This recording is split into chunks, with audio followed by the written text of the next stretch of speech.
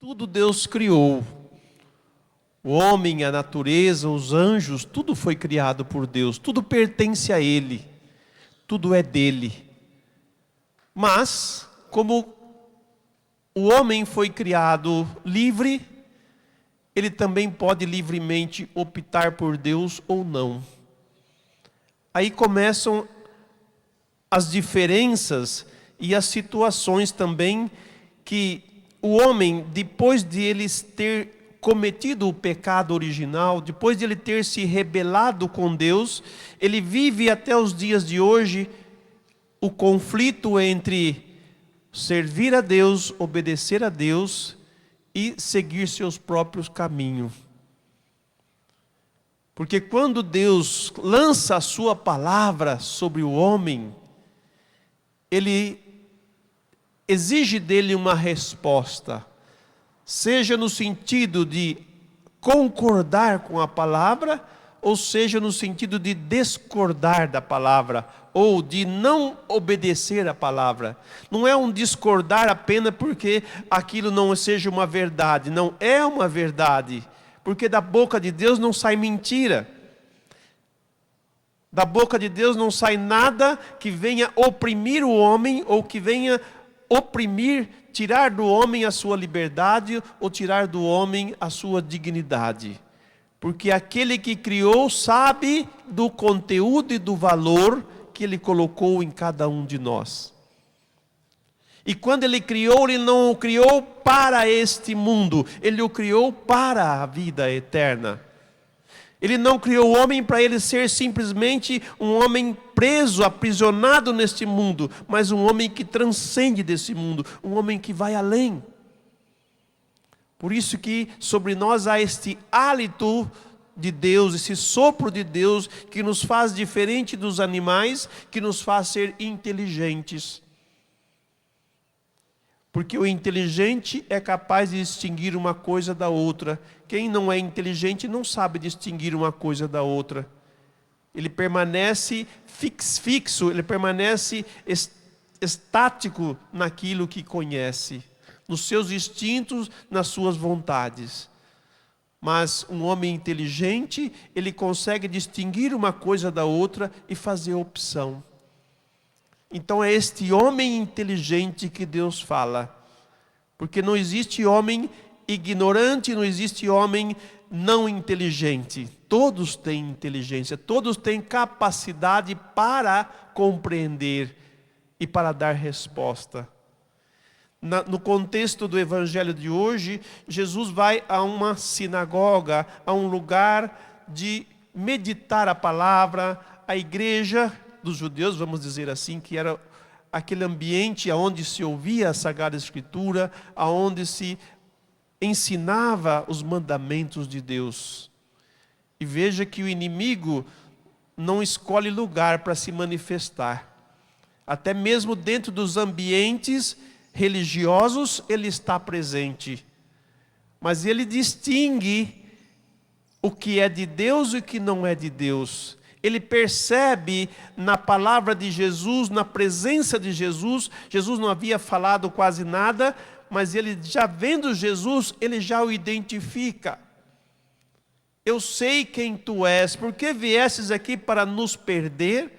E olha que o texto é colocado da seguinte maneira: na sinagoga havia um homem possuído pelo espírito de um demônio impuro, que gritou em alta voz: que queres de nós, Jesus Nazareno? Vieste para nos destruir? Eu sei quem tu és.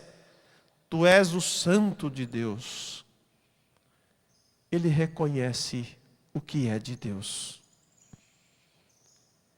E Jesus manda calar. Porque se tratando de um espírito impuro, quer dizer, aquele homem ele estava embebido de uma mentalidade anti-Deus, contra Deus, no sentido de não aceitação do próprio Deus. Ele, por si mesmo, se conduz, mas quando Deus se apresenta diante dele, ele se manifesta, porque ele sabe quem é Deus. O inimigo conhece Deus. E nós precisamos também conhecê-lo, mas não o conhecimento apenas intelectivo, mas o conhecimento afetivo e efetivo de Deus. Entrar nas profundezas de Deus. E o homem só consegue entrar nas profundezas de Deus pelo Espírito de Deus. É isso que o apóstolo, na primeira leitura, vem falar para nós. Porque o homem psíquico, o homem comum, o espírito do homem comum, ele é capaz de conhecer a si mesmo. Por isso que as ciências psicológicas, as ciências sobre o homem, ela consegue adentrar a fundo do homem e explicar o porquê dessa reação, o porquê dessa atitude, sabe? Compreender o homem na sua natureza. Mas esse homem natural, como diz o apóstolo, ele não consegue entender a Deus. Por isso, meus irmãos, a gente vai encontrar muitas situações de pessoas que rejeitam toda a palavra de salvação, ou algum conteúdo da palavra de salvação, porque eles ainda não têm a compreensão. Porque eles ainda pensam apenas como homens naturais, como pessoas naturais. Não se abriram para o Espírito a fim de compreender a Deus, a fim de acolher o que Deus tem a nos dizer. Por isso que há um processo todo de conversão da pessoa, quer dizer, de mudar o vértice, de mudar a sua mentalidade, de mudar o seu olhar, de mudar o foco. Para poder entrar no conhecimento de Deus, é preciso clamar o Espírito Santo sobre esta pessoa. Para que ela possa, embebida dele, entrar no conhecimento. Digo, conhecimento é compreender a revelação de Deus, o que Deus nos deu a conhecer, pela sua palavra, pelo seu ensinamento. Aí vamos nos tornar um homem espiritual. Como ele mesmo diz, o apóstolo, o Espírito esquadrinha tudo, quer dizer, ele vai a fundo de tudo, inclusive de próprio Deus. E para nós podermos entrar no conhecimento de Deus, é preciso ter o Espírito de Deus. E só tem o Espírito de Deus quem tem sede dele, quem o busca, quem o deseja. Não por uma simples vaidade, mas por um desejo profundo de entrar na dinâmica salvadora de Deus para nós. O homem precisa de salvação, o homem tem necessidade de vida. E na sua limitação humana, ele não é capaz de produzir vida. Mas quando ele entra na vida de Deus, sim, aí ele vai encontrar um sentido para a sua vida, para a sua existência. E ele se aprofunda, e ele conhece a Deus. Por isso, meus amados, nós vivemos hoje uma grande batalha entre o espírito do mundo e o espírito de Deus. Entre os cristãos que são verdadeiramente homens e mulheres de Deus e aqueles que não são e querem viver o pensamento do mundo. É bom a gente olhar para isso, não dizer, esse é meu inimigo, esse não presta, porque o homem está em processo de salvação, ainda não chegou ao fim, a palavra está sendo comunicada, muitos vão acolher, outros vão rejeitar essa palavra. Não se decepcione com a rejeição, embora doa. É como o pai e a mãe que diz ao filho, não faça isso, e ele faz. Dói ao coração, porque ele foi aconselhado não fazer. Assim Deus também hoje está falando para esse mesmo homem, para essa mesma mulher, meu filho, minha filha, não é por aí que você tem que ir. Não é com esse pensamento que você vai conseguir a felicidade. Não é com essa mentalidade que você vai ter vida eterna. Muitos acolhem, muitos rejeitam. Mas é bom compreender, para a gente poder saber lidar com cada situação. Porque a cada um vai ser um processo, vai ser uma dedicação, assim como Deus se dedica a nos instruir diariamente, nós também, como homens e mulheres de Deus, no nosso anúncio, na nossa proclamação da fé, também temos paciência com aqueles que demoram para responder. Mas sempre dando motivo, sempre dando uma palavra segura, uma palavra firme, como Jesus. Paulo tem a ousadia de dizer que nós temos o pensamento de Cristo, o homem Deus.